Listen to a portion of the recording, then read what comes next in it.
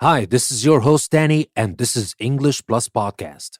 Do you want to learn about devils and demons? Do you want to learn about them in Egyptian mythology, in Persian mythology, Judaism, Christianity and Islam, Hinduism and Buddhism, Chinese and Japanese mythology, African mythology? Do you want to learn about that? Do you want to learn about some of their stories and what they're called and all that? Then join me in this new Myths and Legends episode from English Plus Podcast. Welcome to a new episode from English Plus Podcast, where you get to learn English, business, culture, literature, and a lot more. Two things to remember: that you will always find extra practice on our website, EnglishPlusPodcast.com, and don't forget to support us on Patreon to help us keep our content free forever. And now, this is your host, Danny, and let's enjoy a new episode from English Plus Podcast.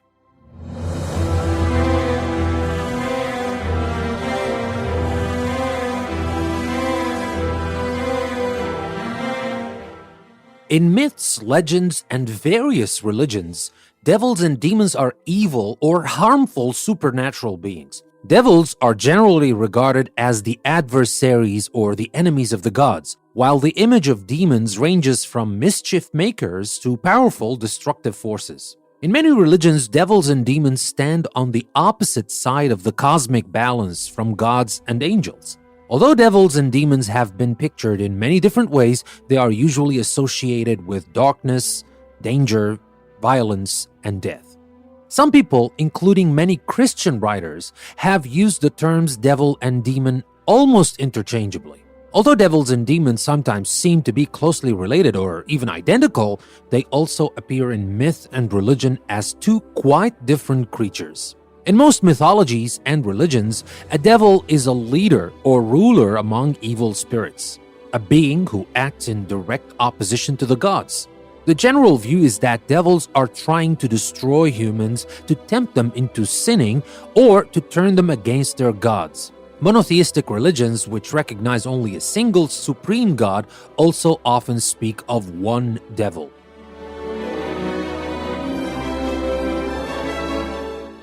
Devils and gods may be opposites, but they are also usually linked in some way. Many religious and mythological explanations say that devils are related to the gods or that they are gods of evil. A demon is generally thought to be a harmful or evil spirit or supernatural being, sometimes a god or the offspring of a god.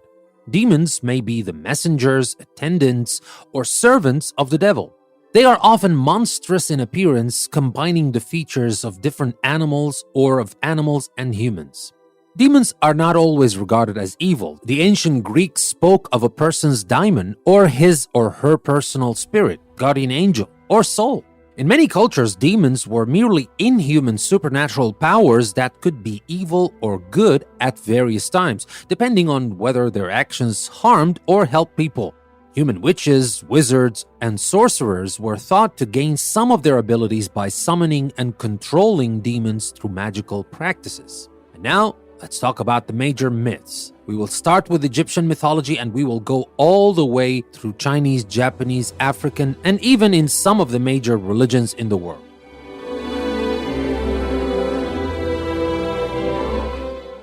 Devilish and demonic forces have taken many shapes and forms around the world. Frightening and dramatic stories and images of them have always had considerable appeal. And I'll start with Egyptian mythology. The devil could be seen in the evil god Set in ancient Egyptian mythology. Once a helpful god who ruled the kingdom of the blessed dead, Set's place in the Egyptian pantheon changed after he murdered his brother. Followers of the supreme god Horus conquered Set's followers, and the priests of Horus made Set the enemy of the other gods and the source of evil. The Egyptians believed in the existence of demons. One such demon was Nehebka, who appeared at times as a powerful earth spirit, a source of strength for the other gods. At other times, though, he was a menacing monster, a serpent with human arms and legs who threatened the souls of the dead. Like many demons, Nehebka had more than one role. And now let's talk about devils and demons in Persian mythology.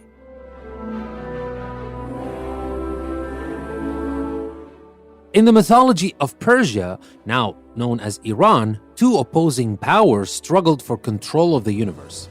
Ahura Mazda was the god of goodness and order, while his twin brother Ahriman was the god of evil and chaos. The Zoroastrian religion that developed in Persia pictured the world in terms of tension between opposites: God, Ahura Mazda, and the devil, Ahriman; light and darkness; health and illness; life and death. Ahriman ruled demons called Devas that represented death, violence, and other negative forces. And now let's talk about devils and demons in Judaism and Christianity.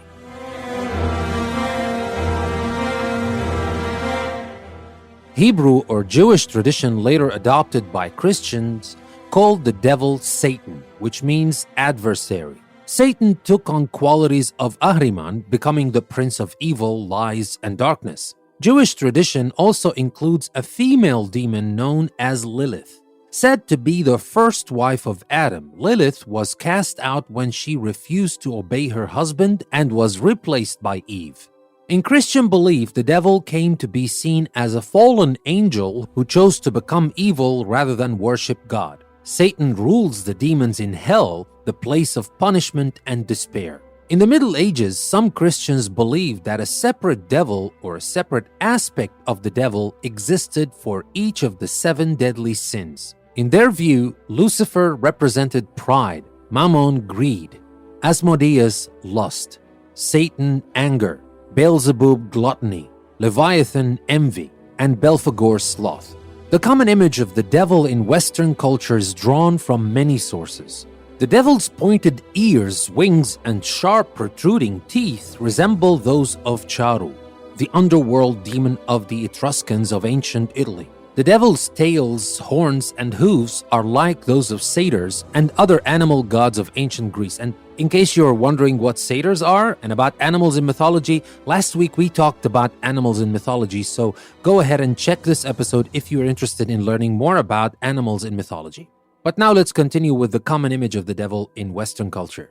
So we said the tails, the horns, the hoofs are like satyrs and other animal gods of Greece, and Cernunnos, the ancient Celtic lord of the hunt. The trident he is often shown brandishing is similar to those carried by the Greek gods Poseidon, god of the sea, and Hades, lord of the underworld. The Hindu god Shiva, who represents the powers of destruction, also carries a trident. The devil sometimes appears in other forms, such as a winged snake or dragon. And now, let's talk about devils and demons in Islam.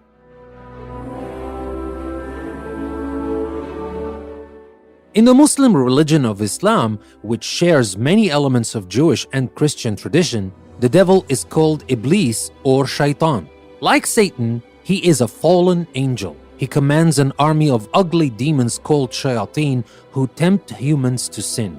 The Shayateen belong to a class of supernatural beings called Jinni. Some Jinni are helpful or neutral toward the human world, but those who do not believe in God are evil.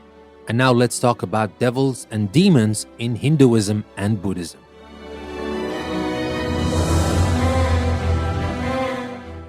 In the earliest form of Hinduism in India, the gods were sometimes called Asuras. But as the religion developed, the Asuras came to be seen as demons who battled the gods. Another group of demons, the Rakshasas, served the demon king Ravana. Some were beautiful, but others were monstrous or hideously deformed. One demon, Hayagriva, was a huge and powerful enemy of the gods whose troublemaking constantly threatened to overturn the cosmic order.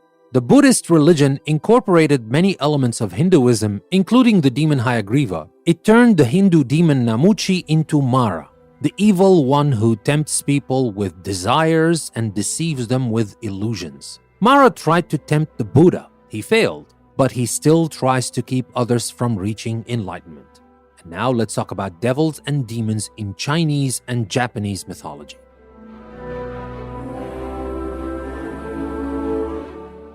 Although traditional Chinese and Japanese religions did not recognize a single powerful devil, they had demons. In Chinese legends, the souls of the dead become either Shen, good spirits who join the gods, or Gui, malevolent ghosts or demons who wander the earth, usually because their descendants do not offer them the proper funeral ceremonies. Japanese mythology includes stories about demons called oni, generally portrayed with square horned heads, sharp teeth and claws, and sometimes 3 eyes. Oni may have the size and strength of giants. Although these demons are cruel and mischievous, some tales tell of oni who change their ways and become Buddhist monks.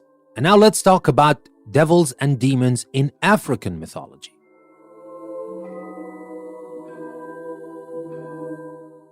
The Bush people of southern Africa say that Gauna, the ruler of the underworld, is the enemy of Kagn, the god who created the world. Gauna visits the earth to cause trouble in human society and to seize people to take the realm of the dead. He also sends the souls of the dead to haunt their living family members. Now we talked about devils and demons in different mythologies and religions. Let's talk about devils and demons in context.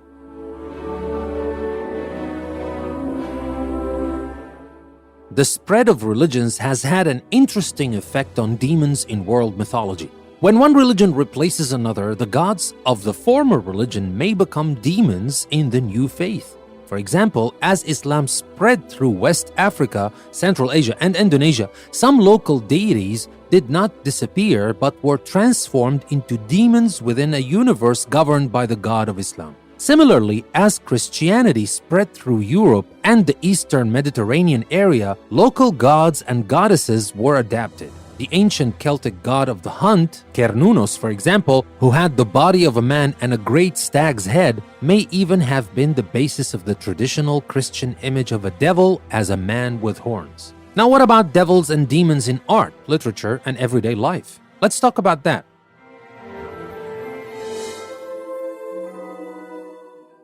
Devils and demons were frequently depicted as grotesque figures in ancient and medieval art. More recently, some of the most recognizable traits of devils and demons, such as red skin, pointed tails, and horns, have been incorporated into pop art imagery. Devils and other demonic imagery are commonly associated with certain types of music, such as heavy metal. Devils and demons are also common in horror films and comic books, such as the Vertigo Comics series Hellblazer. The Dark Horse Comics character Hellboy spawned a movie, Hellboy, in 2004. The devil appears frequently in films as a character. Both Peter Cook and Tim Curry have played the devil in movies, Cook in the 1967 comedy Bedazzled and Curry in the movie Legend in 1985. In the realm of technology, the daimons of ancient Greece have given rise to daemons of computer programming. Like the helpful household spirits of ancient Greece, daemons are processes that run in the background of a computer operating system and perform mundane tasks for the user, such as responding to network requests. The idea of daemons as souls, not evil creatures, plays a prominent part in Philip Pullman's His Dark Materials trilogy, published between 1995 and 2000, in which some characters have animal-formed daemons that live with them and cannot be separated from them without dire consequences. The Demonata number 1, Lured Lost by Darren Shan in 2006, is the first book in the Demonata series of horror novels for young adults. It is about a boy whose family is killed by a demon and who narrowly escapes death himself. After he goes to live with his uncle Dervish, he discovers dark secrets about his family and the supernatural world that exists around him. And of course, that is just to name a few. The devils and demons are everywhere in literature, all around the world, and they have been like that for a lot of years. But as we just tried to scratch the surface, they were there in different names, different descriptions, different shapes, etc. But this idea of an evil force always opposing the force of good has been around forever.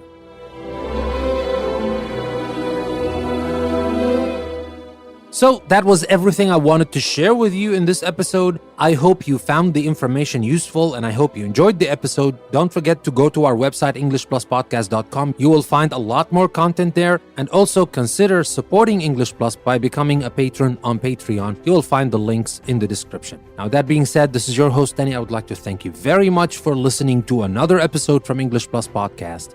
I will see you next time.